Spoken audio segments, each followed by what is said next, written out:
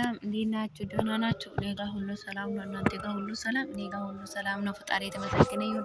እናንተ ጋር ሁሉ ሰላም እንደሆነ ባለ ትልቅ ተስፋ ነኝና ልጆች ከተማ ውስጥ እንደ ገጠር አይነት ቦታ መጥቻለሁ ዛሬ።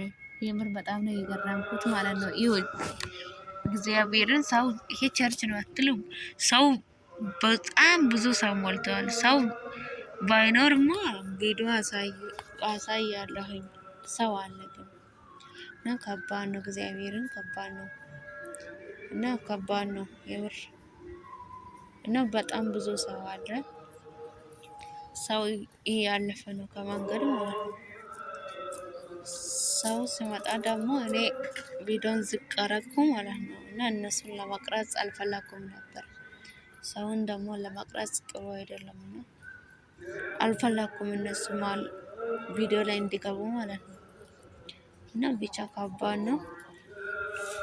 ይሄ እኮ ገጠር ከተማ ዋና አናት ከተማ ላይ እኮ ነው ገጠር ውስጥ ያለው ማለት ነው። የምር ገረመኝ እኮ ከባድ ነገር ላይ እኛ ከባድ ነገር ነው ብለን ስንመጣ እንጨት ውስጥ ይዞ ይመታሉ እንደኛን። ድረስልኝ፣ ኧረ ድረስልኝ። በዚህ አጋጣሚ ማለት ነው የሩታዬ ቤተሰብ የት አላችሁ? እንኳን ደስ አላችሁ። አብሮን ደስ አለን አትልም?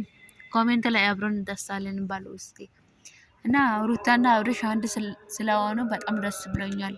እንዳንተስ ደስ ያላላችሁ ሰዎችም አላችሁ። ግን ሩታዬ የኔ ቆንጆ፣ የኔ ጎበዝ፣ የኔ ብላት የሆንሽ ሴት አስተማሪ፣ የኔ ቆንጆ በርቺ እና እቺ ሄርሜላ የምትባይ ልጅ ደግሞ አንቺ እኮ በራስሽ ላይ አትማ በኢየሱስም በራስሽ ላይ ሆነሽ እስኪ ራስሽን ምን ሆነሽ ነው የኔ ቆንጆ? አራ የልጅ አባት እኮ ነው። ሩታዬ ደግሞ የአብርሃም ሚስት ነች። አትያጂ ምናምን እኮ የሰው ጌጥ መቼም አያደንቅም። የሰው ጌጥ አያደንቅም መቼም እኮ የሰው ነገር አይደስ አይልም እኮ ያ ሰው ማለት ነው።